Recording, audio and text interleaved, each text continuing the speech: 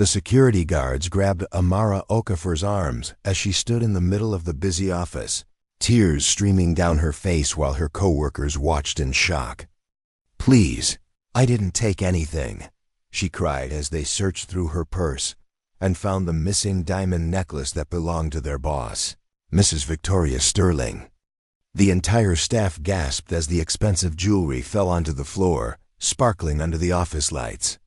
"I've never seen this before in my life," Amara whispered, her voice breaking as she looked at the faces of people she had worked with for 3 years. But nobody believed her. Victoria Sterling pointed her finger at Amara with pure hatred in her eyes. "You disgusting thief! How dare you steal from me after everything I've done for you? Security, call the police and get this criminal out of my building before I have her arrested." What nobody in that room knew was that Amara Okafor wasn't just an employee at Sterling Fashion Company. She was actually the secret owner of the entire business, and this moment would change everything forever. Amara had been born in Lagos, Nigeria, to parents who worked 3 jobs each just to put food on the table. When she was 12 years old, her father died in a car accident, leaving her mother Funmi to raise 5 children alone. Amara was the oldest, so she dropped out of school to work in the markets, selling vegetables and helping her mother pay rent for their tiny apartment. But even as a young girl, Amara had big dreams and a brilliant mind for business. She noticed that the wealthy women who shopped in the expensive areas always wore beautiful clothes and jewelry, and she dreamed of one day creating fashion that would make every woman feel beautiful and confident. By the time she was 18, Amara had saved enough money to buy a small sewing machine, and she started making simple dresses for her neighbors. Word spread quickly about the young girl who could create amazing clothes for very little money, and soon Amara had customers from all over Lagos coming to her tiny apartment. When Amara turned 25, she made the hardest decision of her life and moved to London with nothing but her sewing machine and a heart full of dreams. She worked as a cleaner during the day and made clothes at night, slowly building a small business from her basement apartment. The early years were incredibly difficult, and many nights she went to bed hungry because she spent all her money on fabric and supplies instead of food. But Amara never gave up on her dream of creating a fashion company that would help women feel confident and beautiful. After 5 years of working day and night, she had saved enough money to register her own company, but she knew that the fashion world was full of prejudice against young African women. Instead of using her real name, she created a fake identity and hired a white British woman named Victoria Sterling to be the face of her company, while she remained hidden in the background. Victoria Sterling was a failed actress who was desperate for money and willing to do anything for the right price. Amara offered her a job as the fake CEO of Sterling Fashion Company, with instructions to follow Amara's business decisions exactly while pretending to be the owner and founder. "All you have to do is show up to meetings, sign papers, and take credit for my work," Amara explained. "I'll pay you a good salary and you'll become famous as a successful businesswoman. But you must never tell anyone that I'm the real owner of this company." Victoria agreed immediately, excited about the opportunity to finally have money and status. For the first few years, their arrangement worked perfectly. Amara designed all the clothes, made all the business decisions, and built the company from nothing into one of London's most successful fashion brands, while Victoria played the role of the brilliant CEO and took all the credit. But as Sterling Fashion Company became more successful and Victoria became wealthy and famous, she began to change. The humble, grateful woman who had been thankful for Amara's opportunity slowly turned into an arrogant, cruel person who believed her own lies about being a business genius. Victoria started treating Amara like a servant instead of her boss, forgetting that every decision she made and every success she claimed actually came from Amara's brilliant mind. When Amara tried to remind Victoria of their agreement, Victoria would laugh coldly. "Nobody would ever believe that a poor African girl like you could build a company like this." I'm the one with the education and the connections. Without me, you'd still be cleaning toilets." Amara felt trapped because she had spent years building the company under Victoria's name, and she had no legal way to prove that she was the real owner. The situation became even worse when Victoria hired her nephew David Sterling as the company's financial manager. David was a lazy, spoiled young man who had been kicked out of several jobs for stealing money, but Victoria refused to listen to Amara's warnings about his character. "My family built this company," Victoria would say whenever Amara questioned David's behavior. "We don't need advice from the help." Amara watched helplessly as David began stealing money from the company accounts. But whenever she tried to report his crimes, Victoria accused her of trying to cause trouble. The stealing got worse and worse, with David taking thousands of pounds every month while Victoria covered up his crimes. Amara knew that if this continued, the company she had built with her own hands would be destroyed, but she felt powerless to stop it. Everything came to a terrible climax on the day Victoria accused Amara of stealing her diamond necklace. The truth was that David had stolen the necklace to sell it and pay his gambling debts, but when it went missing, he quickly hid it in Amara's purse before anyone could suspect him. Victoria was furious about the missing necklace because it had belonged to her grandmother, and she wanted someone to blame for its disappearance. When David suggested that maybe Amara had taken it, Victoria immediately ordered a search of all the employees' belongings. The moment the necklace was found in Amara's purse, Victoria exploded with rage and hatred. "I should have known better than to trust someone like you," she screamed at Amara. "People like you are all the same, always trying to steal what belongs to your betters." The words cut through Amara's heart like a knife, especially because she had spent years building the company that Victoria claimed as her own. As the security guards dragged Amara toward the exit, she felt like her entire world was crashing down around her. 3 years of working as a secret employee in her own company, watching someone else take credit for her designs and decisions, had been humiliating enough.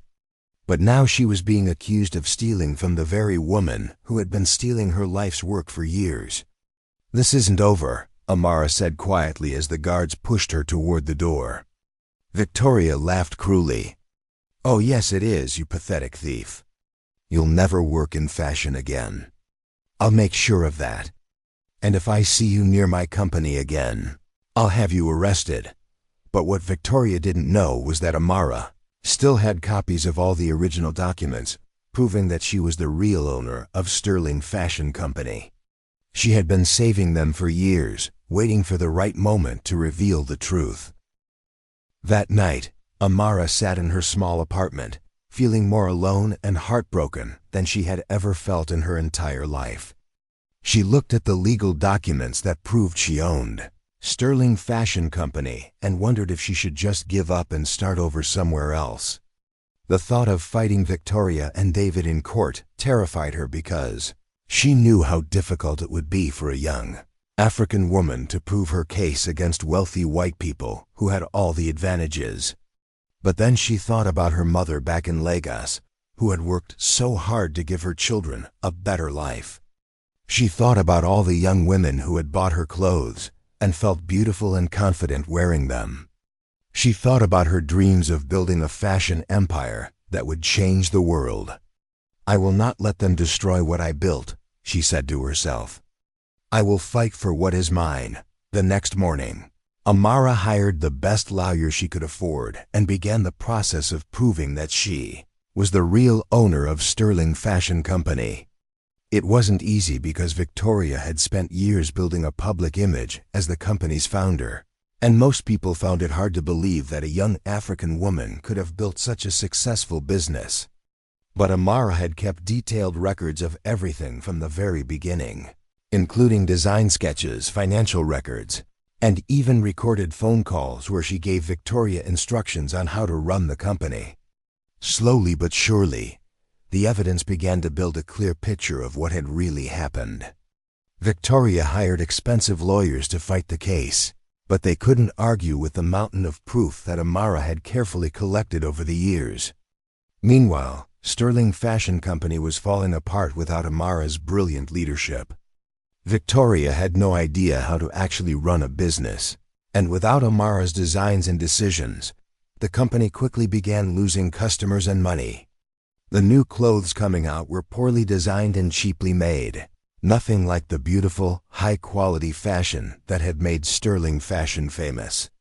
Customers started complaining and demanding refunds, while fashion critics wrote terrible reviews about the company's declining standards.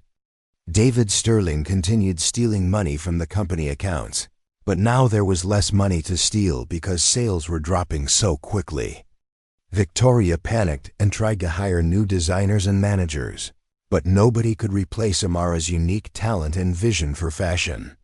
The legal battle lasted for 8 months, during which time Amara had to work as a seamstress in a small shop just to pay for food and rent. Every day was a struggle, but she never gave up hope that justice would eventually win. Her lawyer, Sarah Mitchell, was a brilliant woman who believed strongly in Amara's case and worked day and night to gather evidence and build their argument. "I've never seen a case with such clear proof of ownership," Sarah told Amara. "Victoria Sterling has been living a lie for years, and now it's time for the truth to come out." The case attracted attention from newspapers and television stations, who were fascinated by the story of a young African woman fighting to prove she owned a major fashion company. Many people supported Amara, especially other immigrants and women who understood how difficult it was to succeed in a world full of prejudice and discrimination. The day of the final court hearing arrived, and the courtroom was packed with reporters, supporters, and curious observers. Victoria Sterling walked in wearing an expensive designer suit, surrounded by her team of lawyers and looking confident that her wealth and status would protect her from any consequences. But Amara walked in wearing a simple dress that she had designed and made herself, carrying a folder full of evidence that would finally reveal the truth. Judge Margaret Thompson listened carefully as both sides presented their cases, examining contracts, financial records, design sketches, and recorded conversations. The evidence was so overwhelming that even Victoria's expensive lawyers couldn't argue against it. When Amara took the witness stand and told her story in her own words, there wasn't a dry eye in the courtroom. "Your Honor," Amara said, her voice strong and clear despite years of pain and humiliation, "I came to this country with nothing but dreams and a determination to build something beautiful. I worked day and night for years to create Sterling Fashion Company, designing every piece of clothing, making every business decision, and building every relationship with customers and suppliers. Victoria Sterling was hired to be the face of my company because I knew that people would not take a young African woman seriously in the fashion world. But she forgot that this was my company, built with my hands and my heart. She treated me like a servant in my own business, and then accused me of stealing when it was her own family member who was the real thief." The judge nodded as she listened, clearly moved by Amara's story and impressed by the evidence she had presented. When the judge announced her decision, the courtroom erupted in cheers and applause. "After reviewing all the evidence presented in this case," Judge Thompson said, "I find that Amara Okafor is indeed the true and rightful owner of Sterling Fashion Company. The evidence clearly shows that Miss Okafor founded the company, designed all its products, made all its business decisions, and financed its growth from the very beginning. Victoria Sterling was merely an employee hired to act as the public face of the company, and she has no legal claim to ownership whatsoever. Furthermore, I am ordering a full investigation into the financial crimes committed by David Sterling, who clearly embezzled significant amounts of money from the company." Amara collapsed into tears of joy and relief, finally vindicated after years of lies and betrayal. The news of Amara's victory spread around the world, inspiring millions of people who had faced discrimination and unfair treatment in their own lives. Fashion magazines wrote articles about the brilliant young designer who had been hidden in plain sight, and customers flocked back to Sterling Fashion, company eager to support the real creative genius behind the beautiful clothes they loved.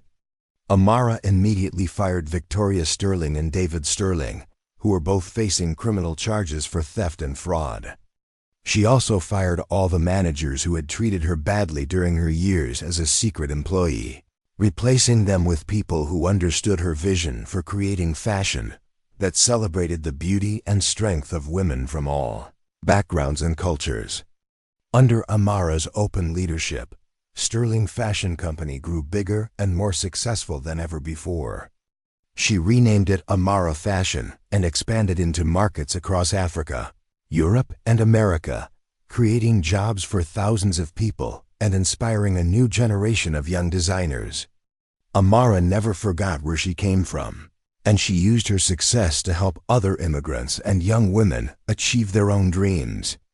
She established scholarships for fashion students, opened training centers in poor communities, and mentored hundreds of young entrepreneurs who faced the same challenges she had overcome. Every dress, every business decision, and every act of kindness was guided by her determination to prove that success comes from hard work, creativity, and never giving up on your dreams. Victoria Sterling tried to start her own fashion company after losing the court case, but without Amara's designs and business skills, her new venture failed within 6 months. She eventually had to declare bankruptcy and lost her expensive house and luxury lifestyle. David Sterling was sentenced to 3 years in prison for theft and fraud, finally paying the price for his crimes. Many people felt sorry for Victoria at first, until more stories came out about how cruelly she had treated not just Amara, but many other employees over the years. The fashion world quickly forgot about her, while Amara's name became synonymous with creativity, integrity, and inspiration. "I don't hate Victoria Sterling," Amara said in an interview years later. "She taught me an important lesson about the difference between taking credit for someone else's work and actually doing the work yourself. Without her betrayal, I might never have found the courage to step out of the shadows and claim what was rightfully mine." Years later, when Amara was recognized as one of the most successful fashion designers in the world, she often thought back to that terrible day when she was accused of stealing and dragged out of her own company. The pain and humiliation she felt that day had nearly broken her spirit, but it also gave her the strength to fight for justice and truth. She kept a photo from that day in her office, not to remember the pain, but to remind herself of how far she had come, and how important it was to never give up on what you believe in. When young entrepreneurs visited her company and asked for advice, Amara would tell them, "Success is not just about having good ideas or working hard, though those things are important. True success comes from having the courage to fight for what is right, even when the whole world seems to be against you. Sometimes the people who try to steal your dreams are actually giving you the motivation you need to make those dreams bigger than you ever imagined possible." And so, as Amara stood on the grand stage of her company's 10th anniversary celebration, lights shining down and cameras flashing, she took a deep breath and let her eyes sweep across the audience filled with employees, customers, family, and supporters from around the world. In that moment, she remembered the markets of Lagos, the small sewing machine in her mother's living room, the basement apartment in London where she stitched dresses until her fingers bled, and the day she had been dragged out of her own office accused of theft. All of it had brought her here. She raised her voice with quiet strength and said, "This company was built on pain, sacrifice, and faith. I was once told that people like me could never create something beautiful, that my ideas didn't matter, that my name would never be respected. But look at us now. We are proof that no lie can bury the truth forever. We are proof that dreams born in the humblest places can rise to the highest heights. And we are proof that integrity, resilience, and hard work are more powerful than betrayal or greed." The crowd erupted into cheers and applause, her employees rising to their feet, many of them in tears. Amara's mother, Funmi, sat in the front row, her eyes shining with pride as she whispered a prayer of thanks. The young women Amara had mentored over the years held up their phones to record the moment, knowing they were witnessing history. Amara smiled through her tears and added, "To every young girl who has ever been told she is not good enough, to every immigrant who has been told to stay small, to everyone who has been robbed of their credit, I say this: keep fighting, keep dreaming, keep believing. Because if I can stand here today as the rightful owner of this empire, so can you." The applause thundered again, echoing far beyond that hall.